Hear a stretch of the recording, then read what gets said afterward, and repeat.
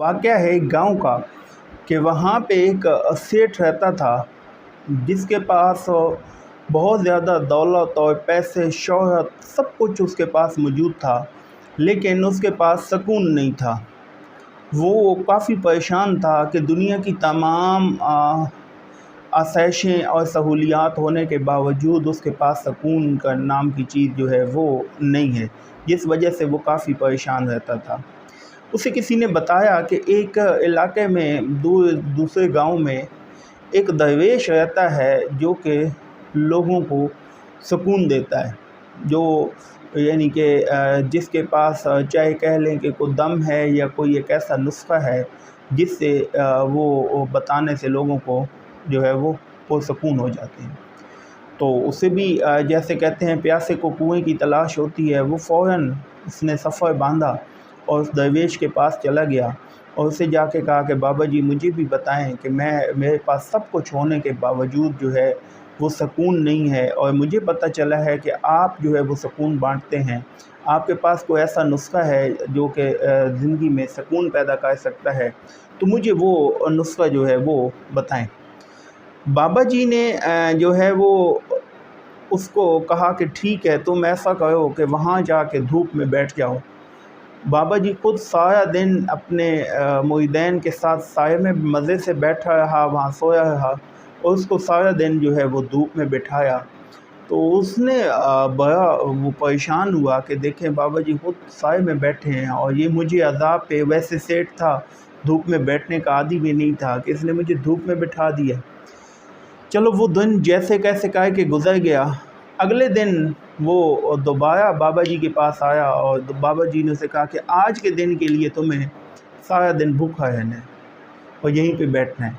सारा दिन उसे बाबा जी ने बिठाया और भूखा रखा और सामने अच्छे अच्छे खाने खुद भी और उसके मुरीदैन भी खाते रहे, तो वो देखता रहा और उसको उसने सारा दिन क्या है कि भूखा रखा। ये 2 दिन गुजरने के बाद उसे सेठ को शदीद गुस्सा आया। तीसरे दिन गया कि बाबा जी मैं आपसे सुकून की तलाश में आया था और आपने तो मेरी ज़िंदगी अज़ाब बना दी है कि मुझे एक दिन धूप में बिठाया है सारा दिन, एक दिन सारा दिन भूखा है, आप खुद सोते रहे हैं और साए में बैठ रहे हैं और मेरे सामने खाना खाते रहे हैं, और मुझे तो आपने सही अज़ाब में डाल दिया उल्टा सुकून के बजाय।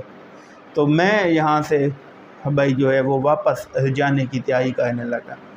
तो बाबा जी ने कहा कि देखें मैंने तो आपको बहुत बड़ा सबक दिया है, अगर आप सीखें या ना सीखें, कि देखें ज़िंदगी में कभी भी कोई दूसरा आपको सुकून नहीं देगा, आपको अपना सुकून खुद तलाश करना होगा।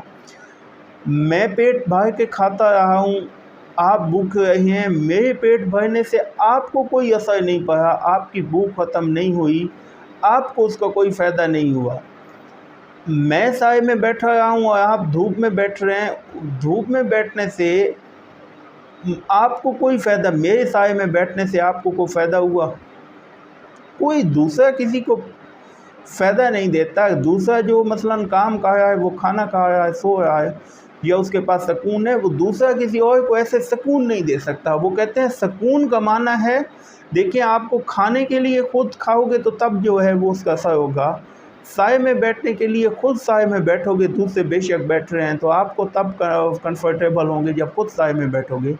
सेम ऐसे ही आप अपनी ज़िंदगी में सुकून के लिए किसी दूसरे से सुकून नहीं ले सकते। सुकून खुद कमाया जाता है, और सुकून आपके पास पैसा, दौलत और ये सारी चीज़ें हैं, ये खिदमत खल्क में लगाओ तो मिलेगा। मेहनत करो, गरीबों को ढूंढो, उन पे पैसे लगाओ, फलाह के काम करो, अल्लाह के काम में लग जाओ, नेकियों में लग जाओ।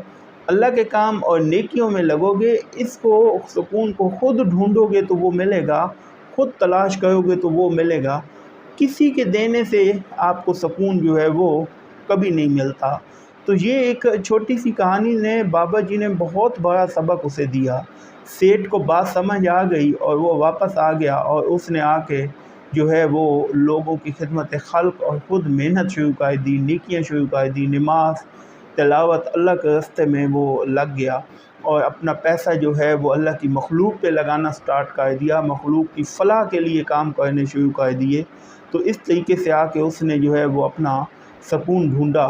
جو اس بابا جی کی اس حقیقت اس سے یہ ہوتا ہے کہ کبھی بھی کوئی آپ کو سکون خرید کے نہیں دے سکتا، کسی اور کے سکون سے آپ کو سکون نہیں مل سکتا، آپ کو تبھی ملے گا جب آپ خود کریں گے۔ اپنا سکون جو ہے وہ خود تلاش کرنا پڑتا ہے، انسان کو خود محنت کرنی پڑتی ہے، تب جا کے جو ہے وہ سکون ملتا ہے۔